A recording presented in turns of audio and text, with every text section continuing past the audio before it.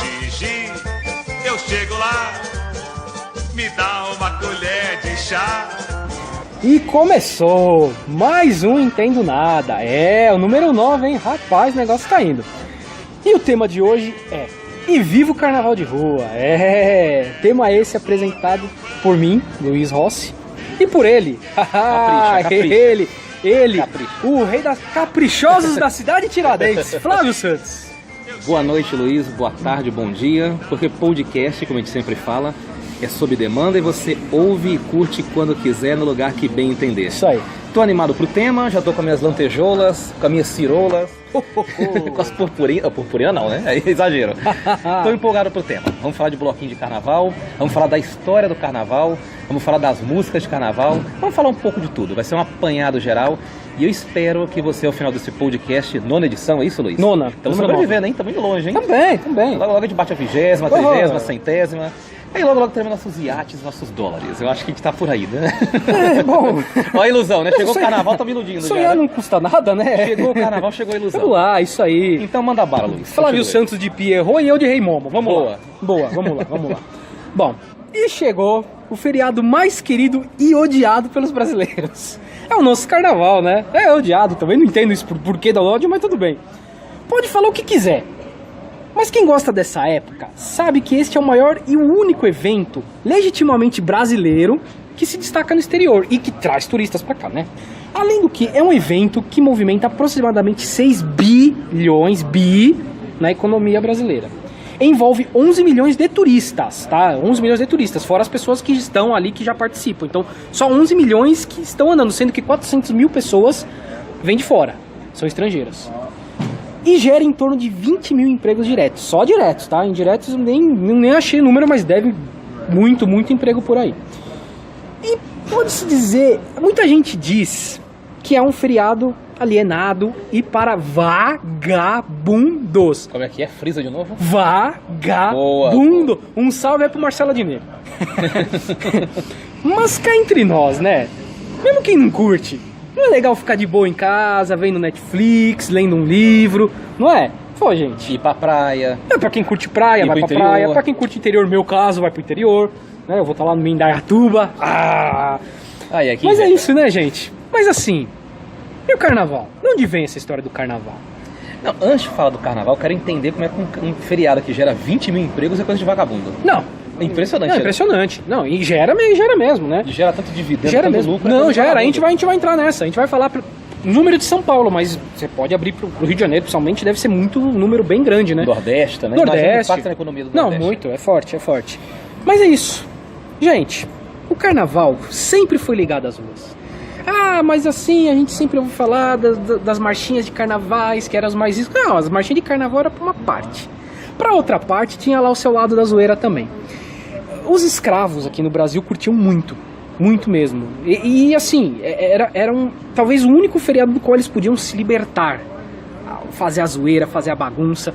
É um feriado, esse tipo de festa, é uma festa que veio de Portugal, com alguns personagens europeus, né? O Pierrot, o Rei Momo, são personagens europeus, principalmente de festas de carnaval italiana. Essas festas sim são um pouco mais elitizadas, mas aqui o brasileiro era do povão meu, ia pra rua, fazia festa, tacava porcarias um no outro, pra não dizer outra palavra. Mas era isso mesmo, tacavam mesmo, um negócio nem sempre muito bem cheiroso. Já jogava bosta na Genia. Não, vixe, a Genia Não apanhava. só na Genia, Genina, Jurema, todo mundo. Ih, viajava o negócio, viu? Mas assim, e foi se evoluindo, ia pra lá, pra cá. Mas os primeiros blocos, já que nosso foco serão os blocos de rua, surgem no início do século XX, junto com as marchinhas, tá? Então as marchinhas de carnaval, primeiro, era uma festa mais fechada, exclusiva para os ricos, onde tinha as músicas e tal, e o pobre ia pra rua fazer zoeira. Juntou-se, na verdade foi para todo mundo pra rua, até os mais ricos iam pra rua e fazia zoeira. É interessante pensar nisso, porque a partir da década de 30 do século XX, ou 1930, a coisa começa a mudar um pouco. A partir dali que o carnaval de rua começa a dar uma diminuída, uma caída. Quando Vargas entra no poder, ele institucionaliza o carnaval. Lembrando que a capital era no Rio de Janeiro. É sempre bom frisar isso, porque as pessoas vão imaginar, lá de Brasília o cara mandou. Não, ele estava no Rio de Janeiro. E as festas de carnavais do Rio de Janeiro sempre foram as mais famosas, tal. E foi aí que surgiram as escolas de samba, que nada mais eram do que blocos de rua. Só que Getúlio Vargas, aproveitando esse, ele não gostava. Até então, você tem muitos relatos dele acabando com o samba, batendo todo mundo no carnaval, ele não gostava. Mas ele percebeu que a população gostava disso. Então ele trouxe pra ele. Só que ele fez tipo assim, uma marcha. Que são o que as escolas de samba fazem hoje, é uma marcha. Tudo ritmado, tudo certinho, com nota e tal. Isso foi a partir da década de 30. E o samba estava explodindo bem nessa época. Então as marchinhas também caíram.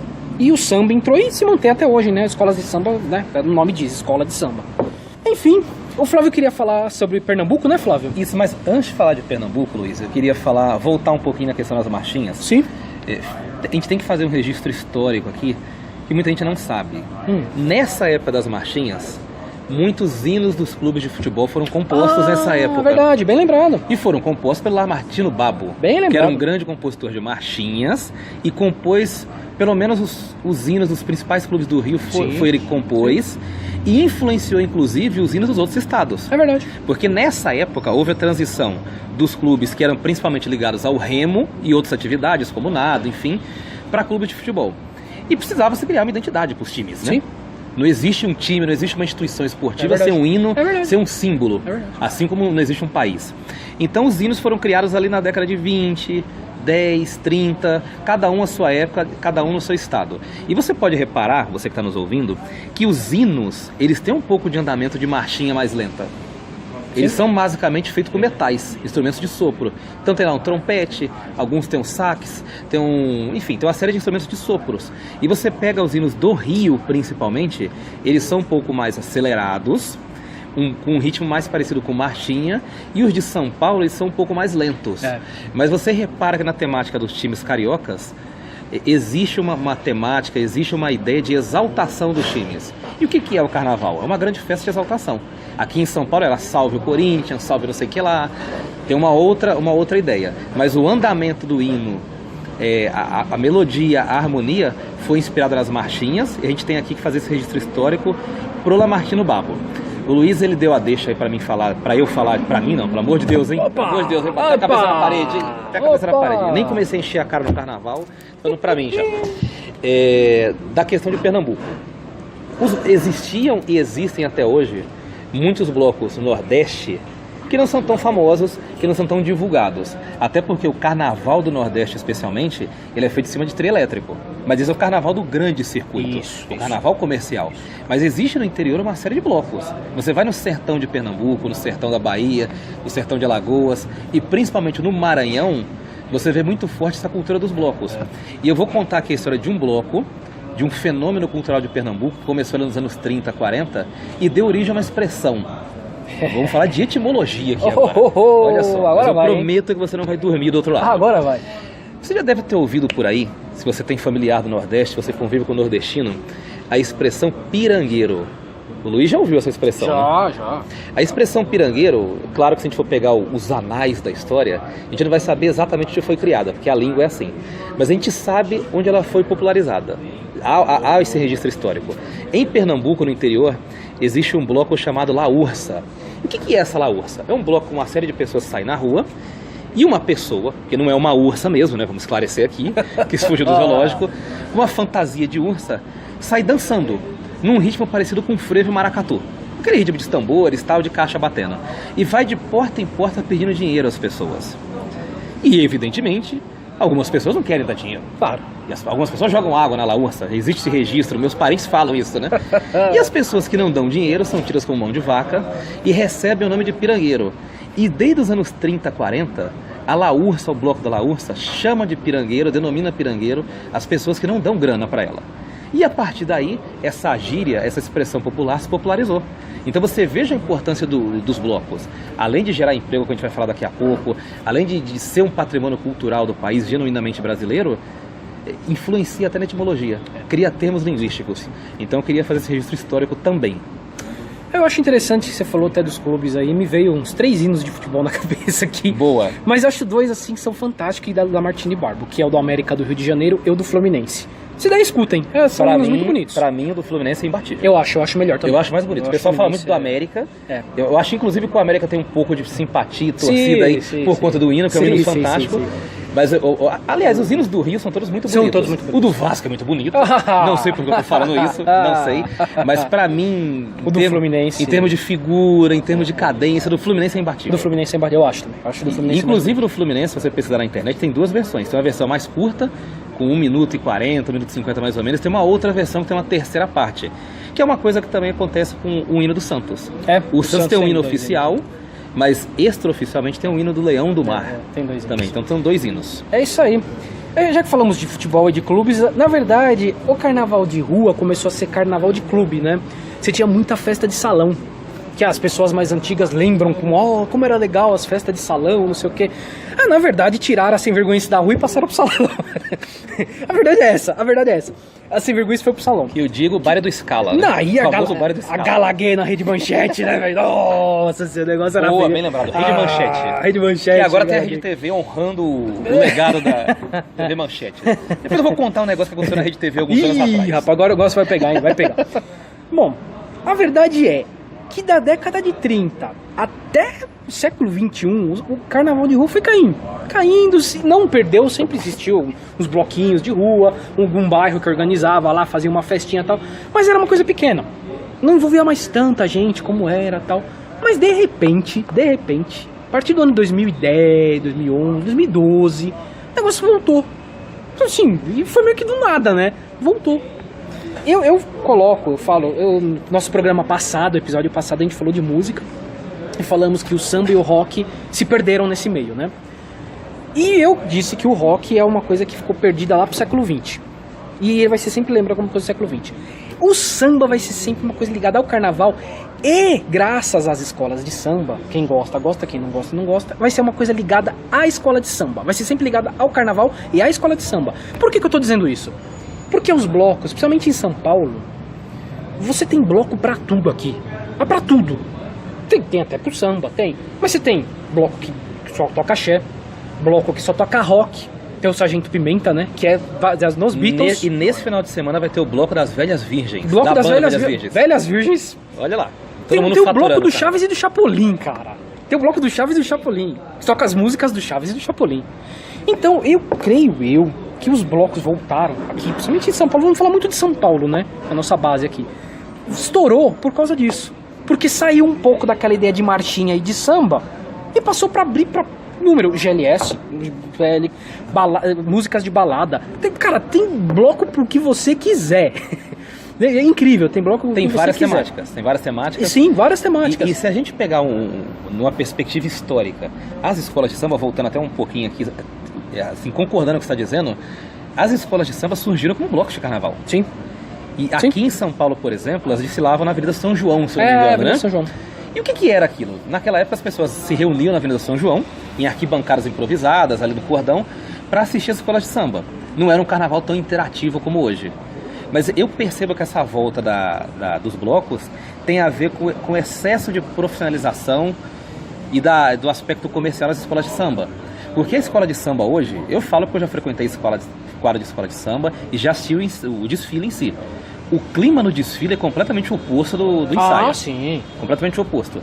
E o desfile da escola de samba em si, o fim da escola de samba hoje não é diversão mais. Não. Na época do bloco que saía na Avenida São João, tinha uma competição, claro, que faz parte do ser humano competir, mas basicamente as pessoas se divertir, tomar cerveja, comer espetinho de camarão, como diria o Jamelão, que ele gostava da época que comia espetinho de camarão e tomava cerveja. Esse era o carnaval para ele. Então eu acho que essa volta dos blocos tem a ver com esse distanciamento das escolas de samba do grande público. Para você desfilar, você tem que comprar fantasia. Como é que o cara do morro desfila? Uma escola de samba tem uma sede lá na Mangueira, na Portela, que fica no bairro da Serrinha, que lá tem a Portela e tem o Império Serrano. Como é que o favelado desfila? É verdade. O favelado vai empurrar o carro? A função do favelado é empurrar o carro, tocar a bateria. Isso. E que é um serviço duro, 2 serviços duros e de muita responsabilidade. E o cara pega as penas de fazão lá, que tá dando muita polêmica, inclusive pena de fazão, né? Os ambientalistas. O cara vai lá, um Clóvis Bornai da vida, um falecido Clóvis Bornai. Nossa, estamos indo longe hoje aqui, viu? Vai lá, desfila no destaque e é isso aí. Então parece que o carnaval se perdeu nesse contexto. E isso é um reflexo. A gente sente esse reflexo também nos sambas enredos. Sim. Antigamente você ligava um rádio na década de 80 e 90, em qualquer rádio, tava tocando samba enredo o dia inteiro. E os grandes sambas enredos, e eu vou falar de alguns históricos aqui no final do programa, eles caíram na boca do povo. É verdade. Agora eu quero que alguém que está nos ouvindo aqui fale nos últimos 10 anos algum samba enredo que lembra. Que ficou na história, assim, que alguém lembre. Eu vou te dizer que o último que eu lembro foi aquele que a Gaviões ganhou, acho que o primeiro título em 95. Que tá reeditando esse ano. Ela tá fazendo uma nova versão desse samba enredo esse ano. Não, foi o último assim que eu me lembro, bateu na minha cabeça e veio. Foi esse. E, bom, os blocos... Só pra vocês terem uma ideia, em 2010, na verdade nem tinha uma contagem oficial de blocos, tá? É uma estimativa de que foram coisa de 150 blocos em São Paulo. Em 2019 serão 570 blocos. Muito bloco, hein? É muita coisa, é muita coisa. Muito bloco, muita gente. Cara, e eu vou dar um relato meu, depois a gente terá alguns relatos de outras pessoas, vou dar um relato meu. Há uns 5 anos, eu tava aqui e tal, vim com uma pessoa e tal. Eu saí exatamente daqui, do Centro Cultural, aliás, estamos gravando no Centro Cultural de novo. Um salve pro Centro Cultural, São Paulo. Adoro o Centro Cultural. Eu gosto muito daqui. Saímos daqui, vamos dar uma volta, vamos. Num sábado de carnaval, hein? Num sábado de carnaval. Saímos daqui, fomos andando pra Paulista, paramos, Paulista vazia, não tinha ninguém na Paulista. Tomamos um café e tal. Depois a gente desceu a Rua Augusta. Cara, não tinha ninguém na Rua Augusta. Um sábado de carnaval. É até estranho falar isso hoje, né? Faz 5 anos. Faz 5 anos isso. A gente desceu, paramos lá no Shopping Light, sentamos lá, tomamos um café. Aí passou, sei lá, 10, 15 pessoas pulando na rua, fantasiado de qualquer coisa. Era o autêntico túmulo do samba. Sem brincadeira, era o túmulo do samba. Era o túmulo do carnaval, o túmulo da animação, né? Não tinha 10 pessoas passaram assim na rua. Eu falei, nossa, que nada a ver, né, cara? Bloco de rua e tal. Que droga, né? Provável que esse bloco agora virou um monstro. Gente, vamos, ó. Ano passado, só pra vocês verem, o ano passado... Outro relato. Tava eu e minha esposa, um fim de semana antes do carnaval, saímos pra encontrar a minha cunhada lá na Paulista, que ela trabalha na Augusta. Fomos tomar um café. Minha nossa, cara. O metrô travado, lotado de gente, a gente teve que descer na estação Chácara Clabim, saiu lá do Sacomã, na Chácara Clabim, ir a pé até a Vila Mariana, pegar um ônibus lotado também, pra conseguir chegar na Augusta. Um trajeto que demoraria meia hora, demoramos quase 2. Lotado, todo mundo, nossa, perdido. O metrô foi um caos no metrô, eu lembro bem, foi um caos no metrô. O metrô parou, teve que parar. Todo mundo teve que descer a pé pra onde tinha que ir. Então, assim, coisas assim de 3, 4 anos. Olha a diferença. Realmente foi uma explosão, coisa de 3, 4 anos, explodiu os blocos. E eu creio que tem muito a ver com isso, que eu falei de ter hoje inúmeros, você acha bloco do que você quiser. Até se duvidar, até dos Power Rangers deve ter. Tem. Amigos meus foram em blocos de Power Rangers esse final de semana. Fantasiados a caráter. Eu não duvido. Eu vi um monte de Power Rangers. Mas tem um outro detalhe. O Flávio falou bem antes da gente gravar aqui, que é a crise econômica, né, Flávio? Exatamente. Você pega o extrato que o Luiz falou. O Luiz falou de 5 anos. 5 anos. A gente tá em 2019. Isso. 2014, 5 anos atrás. A gente tava fazendo o quê? Levando 7-1, brigando na eleição. Eleição apertadíssima, né, diga-se de passagem, seria com 0,5% de diferença. E ali em 2014 foi o começo da base da crise econômica. Não vamos discutir economia aqui, mas foi justamente nesse espaço de 2014 para 2017 que a gente vê o auge da crise econômica. Verdade. Coincidentemente, os blocos explodiram nesse interim. Por que explodiram? Existe a questão da reocupação da rua, que eu vou falar mais adiante, mas a mais latente de todas é a crise econômica. São Paulo é uma cidade de 12 milhões de pessoas. Você tem gente que odeia carnaval, tem gente que tolera carnaval e tem gente que gosta. Ou seja, tem uma demanda represada de pelo menos 2, 3 milhões de pessoas aí. E essas pessoas iam para onde? Triângulo Mineiro, cidade histórica de Minas, que tem um carnaval muito pujante nos últimos anos, um fenômeno dos últimos 10 anos. Bahia, Pernambuco e Rio de Janeiro, basicamente. E quem não gostava ficava aqui totalmente isolado vendo filmes. E para onde esse pessoal começou a ir nos últimos anos? Começou a pesquisar na internet. E onde tem bloco aqui? Já que eu não posso ir pra Bahia, não posso gastar 2, 3 pau, pra onde que eu vou? Eu vou aqui na Augusta mesmo. Tem um bloquinho aqui com a Alessandra Negrini e tal, pertinho de casa, vou gastar o bilhete único, pagar R$4 de passagem, R$3 e vou me divertir do mesmo jeito.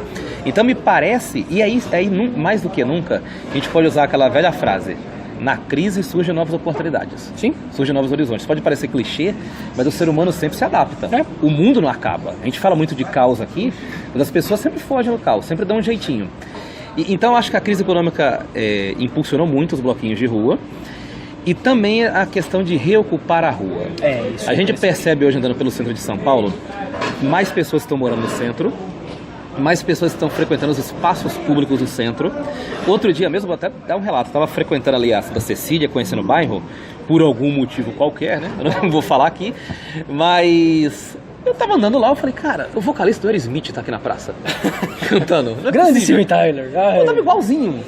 Aí o que era? Era um cover do Aerosmith cantando na praça, mas assim, coisa de 200, 300 pessoas na praça tomando cerveja nos banquinhos lá, aquelas mesinhas de lata da Brahma, né? Tradicionais de boteco. Tá boa, cara, no sol, todo mundo com óculos escuros, curtindo. Coisa que era inimaginável alguns anos atrás no centro e em São Paulo. Você anda na cidade de Tiradentes, você anda em Guaianazes, anda no Capão Redondo, à noite, isso tô falando à noite, você vê pessoal fazendo Cooper à noite na rua. Que legal. Fazendo Cooper, nossa, que expressão nova, Cooper, né? Correndo, né? Correndo. E você vê gente treinando. Ou seja, as pessoas estão voltando a ocupar a rua. Seja porque a violência caiu, não sei.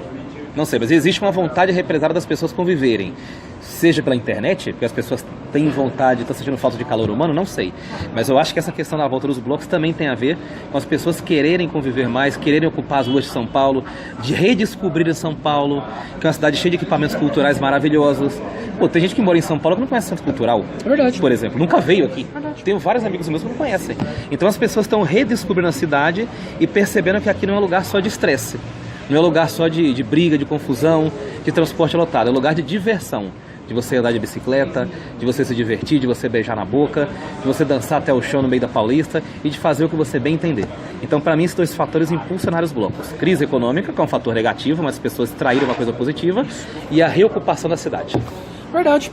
Ó, estimativa deste ano é que serão 9 milhões de pessoas apenas em São Paulo no carnaval deste ano. Andando pela rua da cidade aí, né? Assim, aparentemente, este ano tá um pouco melhor organizada a coisa, né? Tem um relato de um amigo meu, do Danilo Passos, que é contador. Um salve pro Danilo também. Ele foi pro carnaval, no pré-carnaval, que na verdade já é carnaval, né? Já é um pré-carnaval, mas já virou carnaval. E eu sei que ele era uma pessoa que não era de carnaval, tal. Esse ano ele foi. E tem um relato dele. A gente vai colocar aí o relato, só pra ouvir as coisas que ele falou, bem interessante. Oi, então, vamos lá.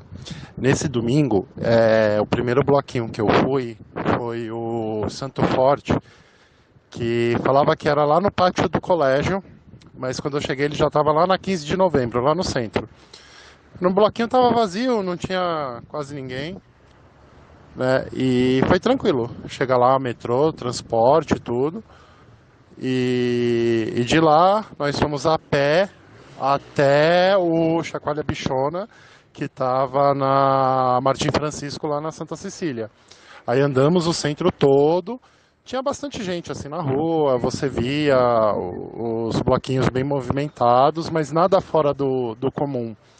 Né? Não tenho do que reclamar em questão de transporte, nem nada disso, que estava de boa, na verdade. O que eu acho que vai realmente pegar mesmo seria esse final de semana, que é do feriado mesmo, que aí vai ter bloco que vai encher mais. Isso se não ficar com tempo de chuva, que é o que a previsão está dizendo. Mas achei super tranquilo, assim. E também tava com banheiro químico, tudo meio um pouco sujo, óbvio, né? Mas tinha bastante, né? E aí é isso.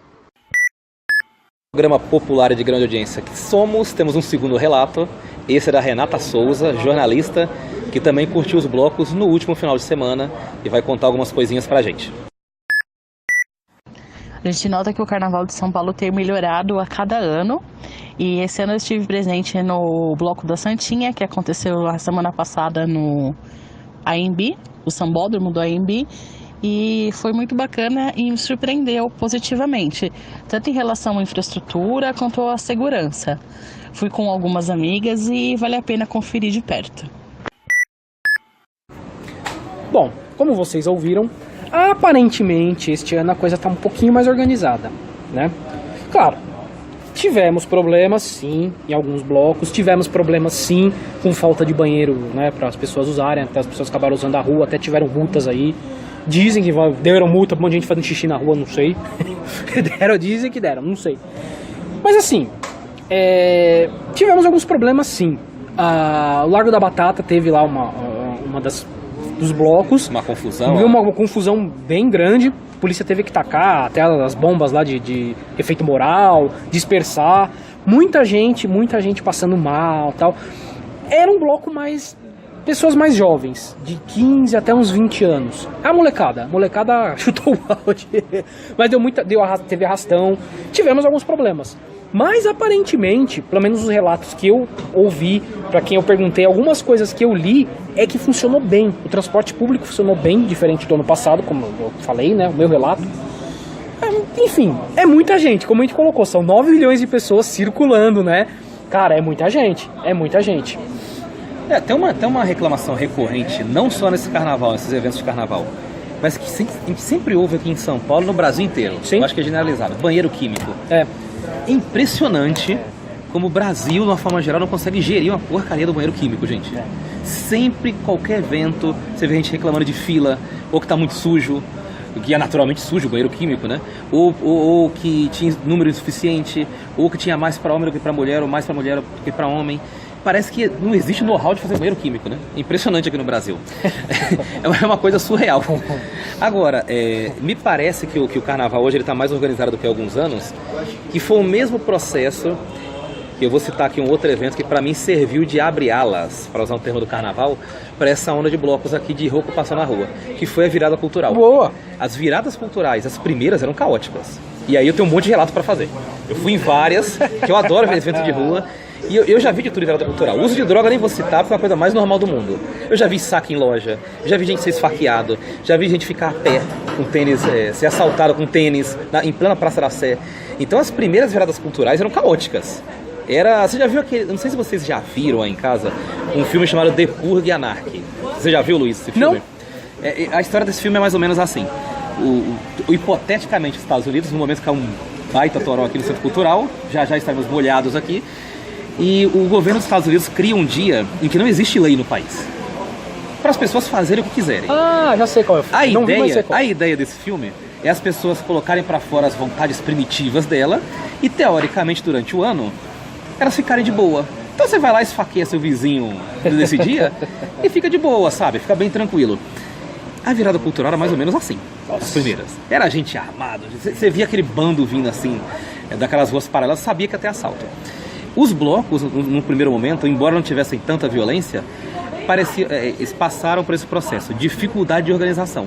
A gente não tinha know-how de organizar evento de rua.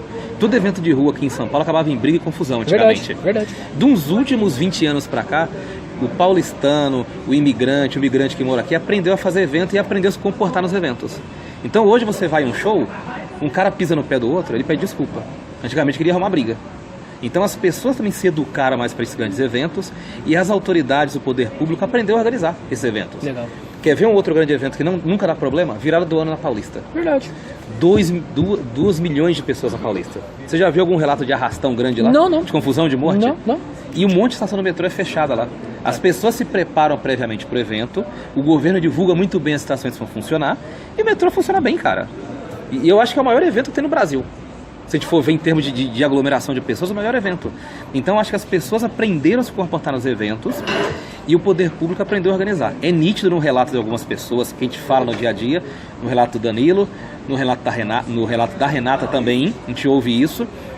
Então, tirando o problema crônico dos banheiros químicos, que a gente não sabe o que ocorre aqui no Brasil, nunca funciona isso, é impressionante. De resto, a coisa flui muito bem aqui. Claro que a gente vai ver os próximos anos, a gente vai ter um grande teste nesse final de semana. Próximo. Que vai ser o final de semana do Carnaval, o grande batismo de fogo. Mas, ao que tudo indica, vai ter um probleminha ou outro. Mas eu, particularmente, não acredito numa grande confusão, um grande caos assim. Eu acho que vai ter uma coisa mais localizada aqui e acolá, mas nada além disso. As pessoas estão aprendendo a usar as ruas, né? A verdade é essa, a usar os parques, a usar a Paulista fechada no fim de semana. A gente não tinha muito isso, né? A gente ficava muito mais em casa, ficava preso. Até os clubes, né? Na época dos clubes, ia pro clube, não ia pra rua. A gente tá aprendendo a usar a rua. Muito bom, o que é muito bom. Eu acho isso muito bom. Falamos dessa parte. Tem a parte comercial, que é uma parte forte em São Paulo. Os hotéis estão dando risada, estão rindo de fora a fora. A taxa média de ocupação de hotéis em São Paulo está batendo 50% no carnaval. Há 5 anos era 10% de ocupação, olha só. 10% era ficar vazio.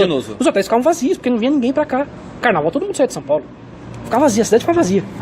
Então é um crescimento alto para 5 anos. É um crescimento alto. Chega até 85% de ocupação próximos onde tem os principais blocos. Por exemplo, Augusta, toda essa região fica bem alto, né, a taxa de ocupação dos hotéis. Aquela coisa, os bares estão cheios. E o comércio adora. O comércio, principalmente o comércio de fantasias, né? Foi um boom. É um boom de um tempo pra cá. É muito bom. Faz bem, né? Injeta muito dinheiro. Injeta, se eu não me engano, em São Paulo, a estimativa é que injete só o carnaval este ano quase 500 milhões de reais. Né? É bastante dinheiro. É bastante dinheiro. Falamos sobre os blocos. Falamos de quem curte os blocos. Mas e aí? E quem não curte? E quem não quer? Quem não gosta do carnaval? Porque tem muita gente que não gosta mesmo da bagunça, da folia. Eu sou um. Tô falando aqui bem, mas eu sou um. Eu não gosto. Eu sou um cara mais de casa, mais caseiro. Será que só o Netflix é a solução? Ponto. Não é. Se realmente, aparentemente, como está sendo bem organizado, parece que o transporte público está funcionando bem, dá para você vir no Centro Cultural Vergueiro, por exemplo, onde nós estamos. Sempre tem alguma coisa de tranquilo, que não é o carnaval. Aqui é um espaço muito tranquilo. Tem os espaços culturais na Paulista. Tem os Sescs. Os parques estão abertos. Os parques estão abertos. Os museus estão abertos. Museus estão tudo abertos. aberto, gente. Então, gente, vamos pra rua, né? A gente tá falando tanto de ocupar a rua aqui, só o carnaval. Não, vamos pra rua, vamos lá, vamos ver as coisas e tal. E digamos que é muito mais emocionante, em vez de ficar resmungando em rede social, você aproveitar o carnaval, cara. Isso. Cada um aproveita da sua maneira. Da sua maneira. Não quer ouvir escola de samba? Não quer ouvir a Ivete Sangalo no trio? Não quer ouvir nada? Não precisa. Vai pro parque. Não precisa. Vai pro parque, medita, pega uma bicicleta, faz um... Eu falei de novo, Cooper, né? Falar uma expressão nova, né? Expressão jovial. Fazer o Cooper. Então, assim... Eu acredito que nesse sentido a gente também está evoluindo aqui no Brasil. Nós vemos muitos eventos fora do circuito de carnaval. A gente vê anúncio aqui no Centro Cultural de muita mostra de cinema, de muita coisa cultural. Então me parece que as pessoas também estão, e as instituições culturais estão aprendendo a aproveitar esse vácuo de dias de feriados na economia, que para alguns comerciantes é desesperador, né? Sim. Tudo fechado. E estão aprendendo a ganhar dinheiro. Sabe, se não dá para ganhar dinheiro com alguma coisa, ganha com outra. Dá pra se adaptar no carnaval pra você se divertir, pra ganhar dinheiro, pra fazer o que você quiser. Sabe, Netflix, por exemplo, como o Luiz falou aí. Pô, você pode ver o dia inteiro, em vez de ficar pentelhando os outros. Então cada um aproveita o carnaval à sua maneira. O meu pai tradicionalmente aproveita há 30 anos no sofá, sabe? E é uma coisa muito legal, cara. Meu pai nunca gostou de carnaval e ele sempre acha alguma coisa pra ver na televisão. Tá certo. Sabe? E sempre vê. Eu lembro que até alguns anos atrás a Globo, ela passava três filmes seguidos à tarde. Sabe, era uma festa. O Canal 21, extinto Canal 21. Nossa. Passava um monte de filme seguido. Então dá para se aproveitar de várias maneiras. O importante é você aproveitar esse tempo livre de maneira útil para desestressar. Boa. Para você sair da sua rotina. Ou uns se desestressam divertindo, outros dormindo e outros aprendendo alguma coisa, correndo no parque, enfim. Agora o fato é que no próximo podcast que a gente fizer sobre o carnaval, a gente tem que ver o impacto da venda de colchões, da venda de ingressos de cinemas, para ver o impacto disso e para ver também o impacto de outras coisas aí, de ventiladores, de quem vai ficar em casa, enfim. Deve ter um monte de indústria aí que está sendo impactada diretamente pelo carnaval. O próprio turismo de quem não gosta do carnaval, que vai para um interior, vai para um sítio, Maíporã, Paranapiacaba, Indaiatuba. Vamos todo mundo para casa do Luiz. Eu vou estar em Indaiatuba, eu vou ficar lá tranquilo. Depois o Luiz vai dar o endereço dele aqui. Opa, pra gente passar o carnaval lá. Vai colocar um monte de colchão no quintal. Vai ficar todo mundo lá. Quintal, vai chover, vamos tomar chuva na cabeça. Demorou, nóis. Fechou. É isso aí. Fechamos, Flávio. Missão cumprida, né? Missão Pelo cumprida. menos a parte. Pelo menos a parte do carnaval, missão cumprida. Bora. É isso aí. Agora a gente vai pra onde? Vai pro Ixonou Existe. Eita. Como especialista, eu posso garantir. Isso não existe. Você mandou 2 links, Flávio, de 2 Ixonou Existe, um relacionado ao carnaval e outro relacionado ao programa passado, né? Muito interessante. Isso, exatamente. Eu quero falar desse do carnaval. Pode falar, manda bala. Bem, assim, algumas fake news, elas são muito repetitivas, obedecem ciclos. E eu acho que isso começou em 98, com aquele texto lá, se vocês soubessem o que aconteceu nos bastidores da Copa, vocês ficariam enojados. Foi a grande primeira fake news da história, e esse é o primeiro grande exemplo que as fake news são rotativas. Elas voltam de tempos em tempos, só mudando os termos. E tem uma fake news que ela já é inerente aos carnavais aqui do Brasil, que ela se repete todos os anos. Dali o Natal, Ano Novo, já começa a pipocar na internet. Um fundo preto, com letras garrafais e um prefeito de gravata, assim, que às vezes nem é um prefeito, às vezes é um pastor, é um empresário de gravata, falando lá supostamente com um balãozinho, assim. Eu vou cancelar o carnaval desse ano. E esse ano, pra variar, saiu mais uma fake news nesse sentido. Em Barras, que é uma cidade do interior do Piauí, surgiu a seguinte fake news. Prefeito de Barras vai cancelar o carnaval de Barras do Piauí. Eu não sei exatamente como funciona o carnaval de Barras do Piauí, mas pelo que eu li na internet que eu pesquisei, basicamente é com blocos. E ele ia cancelar para investir em saúde e educação. Porque a fake news do carnaval é sempre assim. O prefeito vai cancelar porque ele teve um surto de consciência moral e vai deixar de ganhar dinheiro com turismo, olha só, divisas com turismo para investir em saúde e educação. Olha só que maravilha. E o prefeito, nesse caso, ele já se antecipou. A prefeitura, de uma forma geral, já divulgou diversos comunicados na cidade falando que isso é uma mentira, isso é uma fake news. Mas é interessante que esse ciclo de fake news sempre se repete a cada carnaval. E constantemente as pessoas acreditam nisso. Sabe, parece que a estrutura de fake news não fica na memória popular das pessoas. Não. E 365 dias depois, elas acreditam na mesma fake news. É impressionante. Agora tem uma outra que envolve máscara, que envolve um personagem famoso, que envolve um ator famoso. E olha que teve muita coisa envolvendo ator nos últimos dias, hein? Não vamos falar de Fernando Noronha. Não iremos falar disso. Pelo amor de Deus. Vamos deixar a Marina Rui Barbosa em paz. Deixa pra lá, é melhor. E a Débora Nascimento também. Isso, melhor. Sobre o Fábio Assunção, olha só. Falamos dele, hein, no programa, no episódio passado. E uma coisa muito parecida com o que a gente falou, né? É interessante. Saiu, né, Fábio Assunção. Dizem que ele escreveu um relato lá, falando, não, vocês não sabem o que é ter um problema, que não sei o que, problema alcoólico, problema com droga, problema com não sei o que lá, a água da novela me ajudou, não sei. Bom, a verdade é que até alguns famosos retuitaram isso. Ai, gente. A Tata Werneck foi uma, tal, achando, não, Fernanda Souza também. Um monte de gente. E no fim, não foi ele que escreveu isso, ele veio desmentir e falou, gente, eu não escrevi nada disso. Vocês estão usando aí minha imagem, tudo não tem, ele deixa usar, pode usar, desde que vocês paguem lá, como eu disse na música do Fábio Assunção, que eu pedi para que vocês pagassem os direitos e que eu vou doar tudo isso aí para instituições que cuidam dessas causas, que pessoas têm problema com alcoolismo, com drogas e tal. Então, gente, foi mais uma fake news e os globais acreditaram, né? Os globais andam fazendo muita coisa em Dark Room, né? Fake news, negócio aí tá... Eu acho que o menor dos pecados dos globais é compartilhar fake news, compartilhar né? Fake news. Isso aí é a coisa mais chata que eles fazem, né? Fernando Noronha não será mais a mesma. Bom, não mesmo. Não será mais a mesma. Não, quando eu olho pro pacote na internet, eu fico com medo agora. Não, deixa eu esperar. E sabe o que me ocorreu aí? A gente fala muito que as pessoas, o brasileiro médio, acredita em fake news. Cara, um monte de ator supostamente bem informado caiu na fake news. Uma prova que eles não conferem porcaria nenhuma. Não. Me parece que a vontade de lacrar é tão grande, para usar um termo da moda, que eles vêm lá e compartilham e apoiam só para seguir a onda.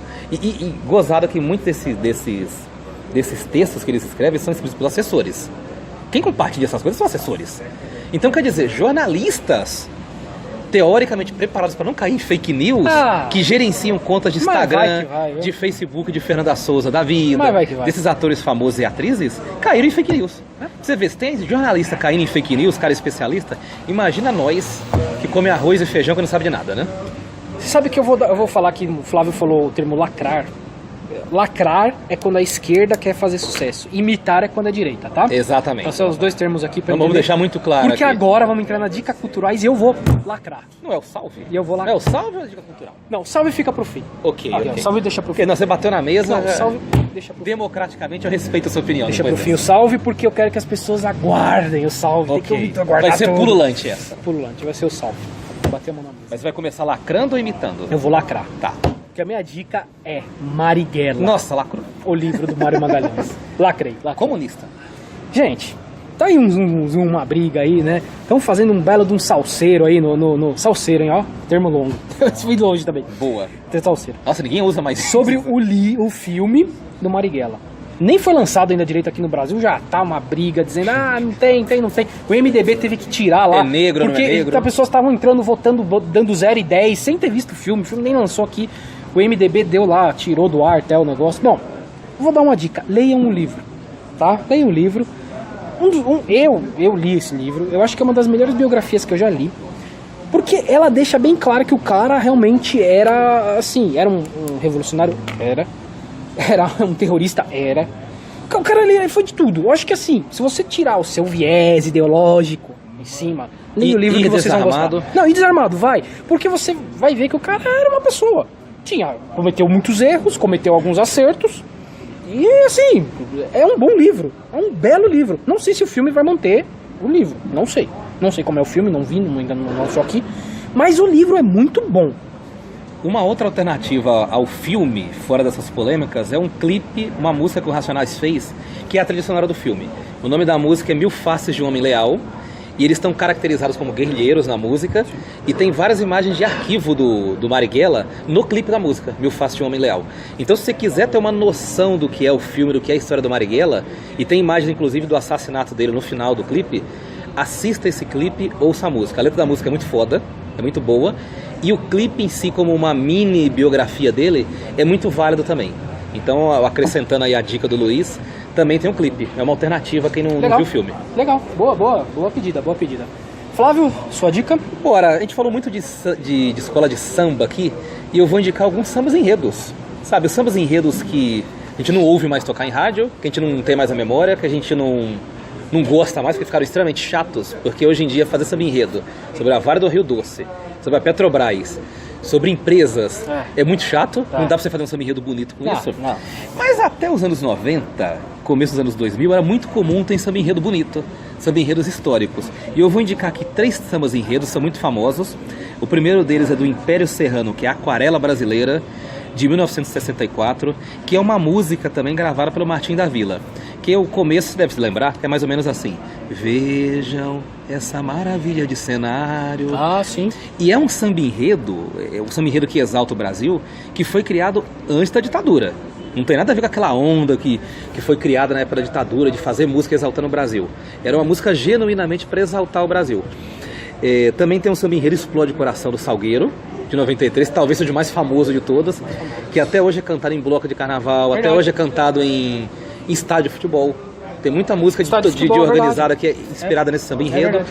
Foi um samba enredo épico, e o desfile foi épico. Você pegar a imagem do YouTube, você vê a arquibancada inteira pulando, sabe? Porque na época não era tão divulgado, assim, tocava em rádio e tal, e as pessoas aprendiam na rádio e chegavam no sambódromo já sabendo o samba enredo. Então as pessoas cantavam com uma música hoje, pra você ter uma ideia, do Luan Santana, com a música hoje do Jorge Mateus, da ponta da língua. As pessoas sabiam o samba enredo. Então esse samba enredo também é épico. E tem um da União da Ilha, que é Hoje o Dia, que é de 82. Eu não anotei aqui, mas eu lembrei 82. De cabeça. Que foi o ano, coincidentemente, que eu nasci. Olha que belo ano, hein? Samba enredo coroar meu nascimento. Aí sim, hein? Que é um samba enredo histórico, talvez seja o mais bonito de todos, na minha opinião. E ele é cantado até hoje em blocos de carnaval.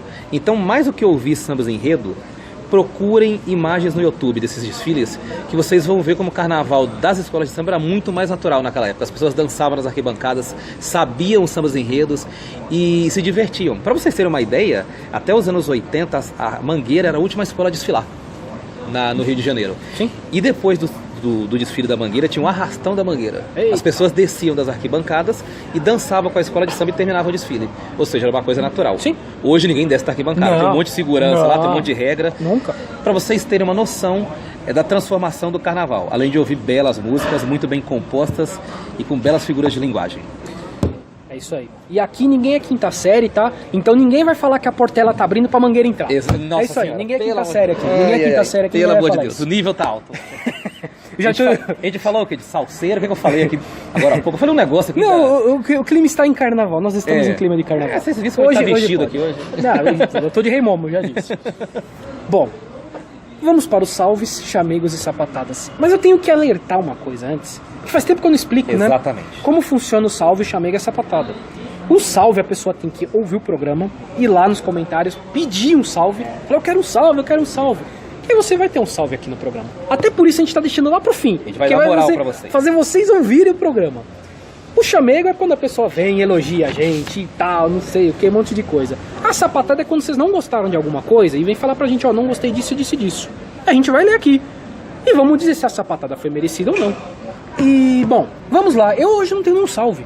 Olha, eu dei tanto salve esses dias, que triste, hein? Salve. Que triste, nenhum triste. sim. Mas tá meio triste por isso? Ah, até que tá não, meio compungido? Cara, até que não. Isso aí não, tem uma lágrima furtiva descendo no seu olho.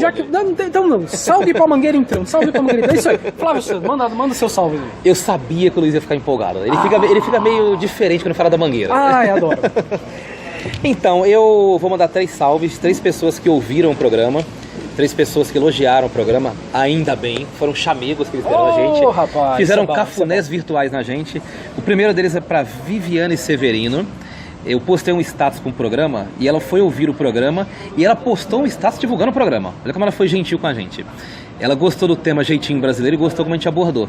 Então, beijão pra você, Viviane. Obrigado pelo apoio, obrigado pela palavra. E ela mandou mensagem nesse exato momento, agora. Eu até mostrei pro Luiz aqui, falando que não precisava agradecer. Não precisa sim. Claro que precisa. A gente dá uma moral pra você, porque você merece, porque não é fácil ganhar elogio aqui. Pois a gente fica muito empolgado com o elogio. Pois é. Também um salve pro nosso insofismável César Vieira. Minha nossa. Que é uma das pessoas mais inteligentes que eu conheci na internet. Ele ouviu também o programa do Jeitinho Brasileiro, elogiou. Forte abraço pra você, César Vieira. Se quiçá, todas as amizades que a gente faz na internet, conhece em fóruns, fosse nesse nível de inteligência, de gentileza e educação. Isso aí. Forte abraço pra você. Vai, abração, hein? E o último pra Renata Souza, que foi a dona do relato que a gente colocou aqui no ar. Ela estudou comigo na Uninove, fez jornalismo comigo. Hoje ela trabalha na iFood, aliás, não vou errar o nome da empresa, senão ela me mata. E ela ouve um podcast, ela elogia bastante o podcast e agora participou diretamente. Tô com medo de tomar meu lugar, né? Não vai tomar meu lugar, viu, Renatinha? Opa! Beijão pra você, obrigado pela participação, pela moral e pelo carinho. É isso aí, né, gente? Vamos encerrando, vamos pro fim, vamos chegar aos canais de contato. Porque afinal, vocês têm que mandar em algum lugar isso, né? Se a gente tá querendo salve, chamei de sapata, você tem que mandar em algum lugar, né? Além dos nossos posts que a gente posta por aí, nossas mídias sociais, redes sociais, temos também o e-mail, que é o entendonadapodcast@gmail.com. E temos o Facebook e o Instagram, que é o Entendo Nada Podcast, tá? Tanto o Facebook quanto o Instagram é Entendo Nada Podcast. E o nosso Twitter, que é o @EntendoN Podcast. E é esse N porque não coube mesmo, não deu pra escrever. Okay. O limite é esse. Então foi isso, deu pra escrever assim. É isso aí, certo, Flávio? Certo. Estamos aí, mais um podcast pra conta. Espero que a galera goste, continue participando. E mais uma vez um tema leve. Tema leve, gostoso de fazer. Clima carnavalesco, Mangueira entrando, essa coisa toda, né? Foi bonito o negócio, foi bonito. É isso aí, gente. Foi uma honra estar ao seu lado, Luiz Rossi. Vamos nós, fechou, Flávio. Valeu. Valeu, abraço. Fomos.